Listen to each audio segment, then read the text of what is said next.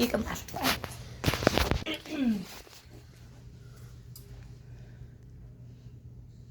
Often, when people learn that I work in childcare, they smile and say, "That must be so much fun." And they're right, it can be. We celebrate the first words, the first friendships, and those moments when a child finally understands something they've been struggling with for so long. And those moments make the job worth it. But what most people don't see is everything else.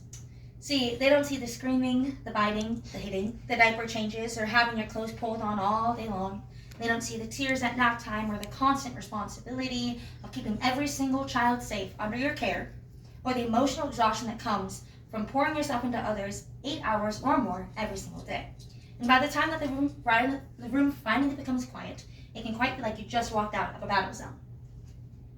Today, I want to talk to you guys and persuade you that early childhood educators deserve significantly higher pay than what they're getting right now. See, too often childcare workers are viewed as just babysitters, and in reality they are teachers, caregivers, counselors, nurses, problem solvers, and protectors all at once. The work that they do shapes children's lives long before they ever even enter kindergarten. See, I know this because I live it. As someone who works in childcare, I've experienced both the incredible joy and the overwhelming challenges that come with this career.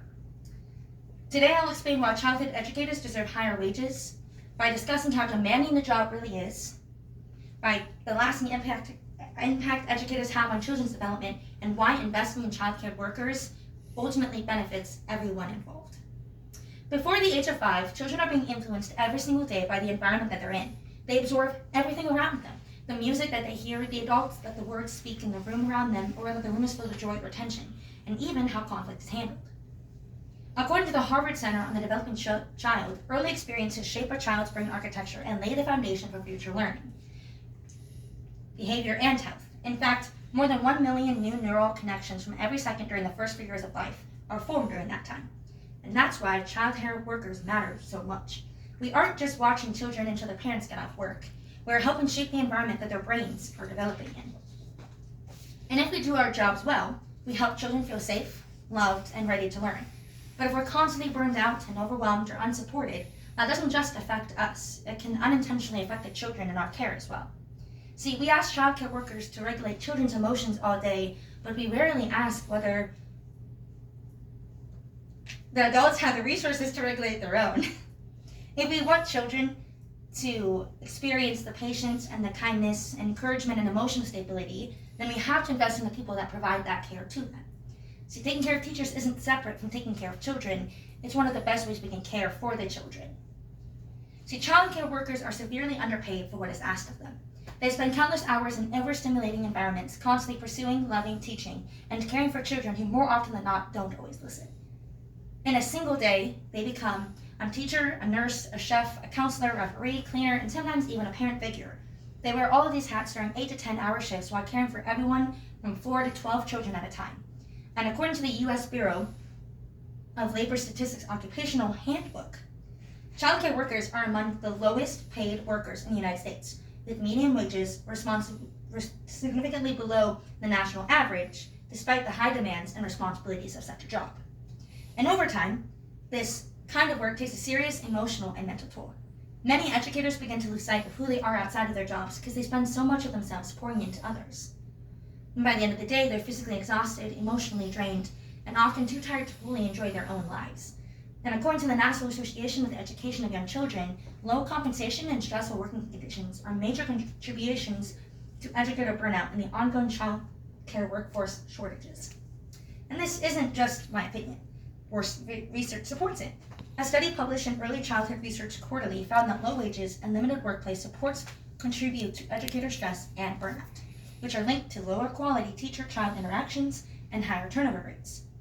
When teachers are constantly leaving because they cannot afford to stay in the profession, children lose the consistent relationships that are essential to healthy development. The truth is, we cannot expect teachers to continually pour into children when their own cups are empty.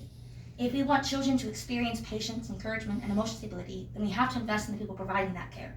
Supporting childhood workers through better pay isn't just an investment in teachers, it's an investment in the next generation to come. So, what do I suggest that we do about this? We start caring. We become intentional about investing in the people who dedicate their lives to loving, teaching, and shaping the next generation.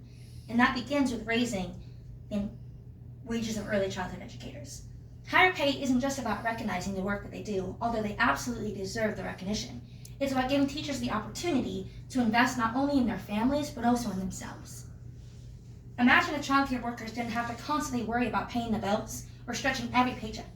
Imagine if they could afford to take a vacation, prioritize their mental and physical health, or simply enjoy time outside of work without the stress of wondering if they'll have enough money at the end of the month. The National Association of the Education of Young Children reports that low wages are one of the leading reasons qualified educators leave the profession. When experienced teachers leave because they cannot afford to stay, children lose the consistency and stability that are essential for them. Research from the Center on the Developing Child of Harvard University emphasizes that stable, responsive relationship with caring adults are one of the strongest foundations for healthy brain development.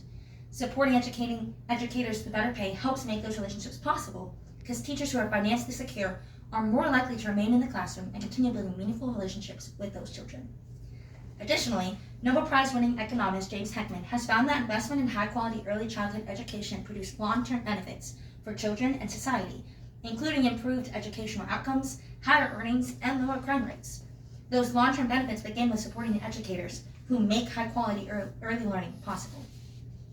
In conclusion, early childhood educators deserve higher wages because their work is physically and emotionally demanding, because they play a critical role in shaping brain development during the most important years of life, and because investing in them benefits children, families, and society as a whole.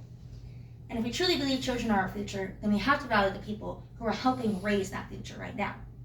Supporting early childhood educators is not just about paying them more, it is about building stronger children, stronger families, and a stronger tomorrow.